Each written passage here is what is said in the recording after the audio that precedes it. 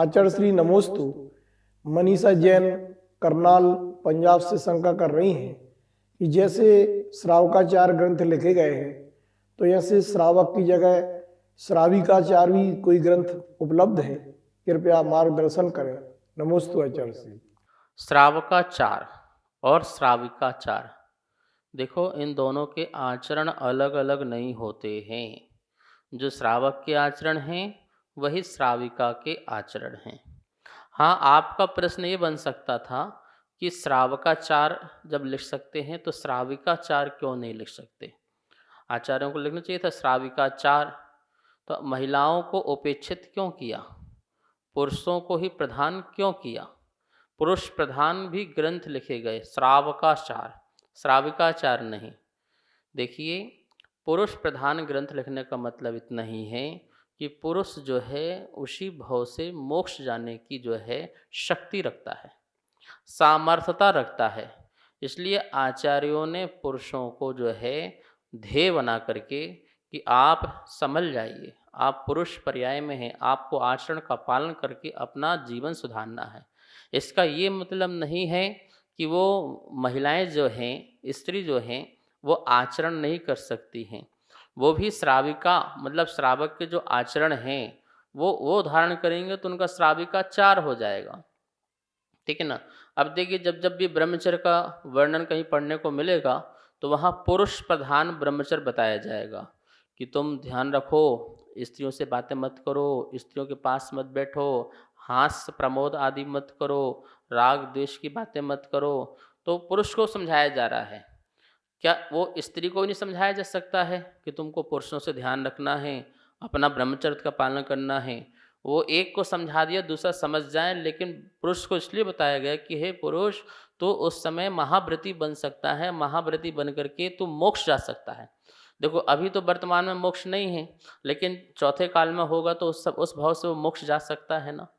यदि वह विदेश क्षेत्र में है तो वह मोक्ष जा सकता है ना। तो ये उपदेश तो जीवन अनादि अनंत है ना, हमेशा के लिए उपदेश है। तो चौथे काल में कोई पुरुष होगा तो उसको कहा जा रहा है कि तू श्रावकाचार का पालन कर, तो मुनि धर्म का पालन कर। इसलिए श्रावकाचार, श्राविकाचार नहीं।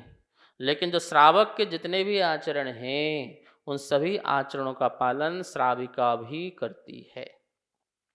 वो भी अपने षट आवश्यक का पालन करती है। जो षट आवश्यक होते हैं ना, षट कर्तव्य होते हैं, देव पूजा, गुरुपास्ति, स्वाध्याय, संयम, तप, दान, वो षट कर्तव्य का पालन करेंगी। इसी प्रकार से 5 अणुव्रत, 3 गुणव्रत, 4 शिक्षा व्रत और 11 प्रतिमाएं, उन सब का पालन करने वाली वो महिलाएं भी होती हैं। स्त्री पर्याय भी उसको धारण कर सकती है, वो करती है और पालन करती है, और अपन देखते भी हैं। लेकिन स्त्री की प्रधानता ना होने के कारण, क्योंकि वो उस भाव से मोक्ष नहीं जा सकती है, इतनी उसकी शक्ति सामर्थ्यता नहीं है कि वो मुनि बन करके मोक्ष चली जाए, इसलिए आचार्यों ने श्रावक को मुख्य करके, पुरुष को मुख्य करके उपदेश दिया है। ये बात ध्यान में रखना। ऐसा मत सोचना कि श्राविकाचार नहीं है तो महिलाओं को कोई आचरण पालन नहीं करना, स्वच्छंद रहो, ये श्रावक जाने, पुरुष जाने, यही मोक्ष जाने, हमें कुछ नहीं करना, ऐसा बिल्कुल भी स्वच्छंद नहीं होना है। वही आचरण आपको भी पालन करना है। आचार्य श्री नमोस्तु। रिद्धि जैन हस्तापुर से शंका कर रही हैं कि प्रधानमंत्री नरेंद्र मोदी जी की मां ने 100 वर्ष के समय पर कहा था कि काम करो बुद्धि से, जीवन जियो शुद्धि से। इस वाक्य से क्या संदेश मिलता है, कृपया आप हम सबके लिए समझाएं। नमोस्तु आचार्य श्री। हमारे माननीय प्रधानमंत्री की माँ हीराबेन, जिन्होंने अपने 100 वर्ष पूरे किए और अपनी संयम साधना का जीवन जिया, त्यागी वृत्ति जैसे जीवन जिया, उन्होंने किसी से किसी प्रकार की अपेक्षा नहीं रखी। जिसका बेटा प्रधानमंत्री हो, वो माँ चाहे तो क्या नहीं कर सकती थी, लेकिन अपने ही झोपड़ी में, अपने ही घर में रह करके उसने अपनी साधना की, अपनी सारी इच्छाओं का शमन करते हुए। और जो उन्होंने ये वाक्य बोला है, सच बात है, ये जैन धर्म का पूरा सार है। काम करो बुद्धि से, जीवन जियो शुद्धि से।